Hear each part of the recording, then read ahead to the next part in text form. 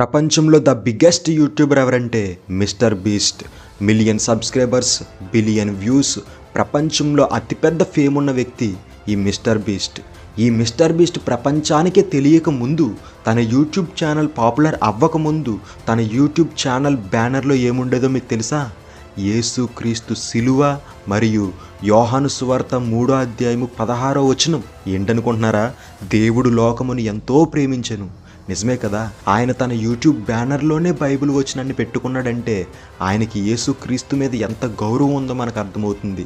నిజమే, దేవుడు అందరినీ ప్రేమించమన్నాడు, దేవుడు లోకాన్ని ప్రేమిస్తున్నాడు.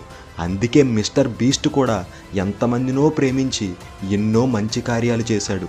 ఈరోజు ఇన్ని మంచి కార్యాలు ఆయన చేస్తున్నాడంటే దానికి పునాది బైబిల్ అని చెప్పక తప్పదు. ప్రపంచాన్నే ఇన్ఫ్లుయెన్స్ చేసిన పర్సన్నే ఇన్ఫ్లుయెన్స్ చేసిన పుస్తకం ఏంటయ్యా అంటే బైబుల్.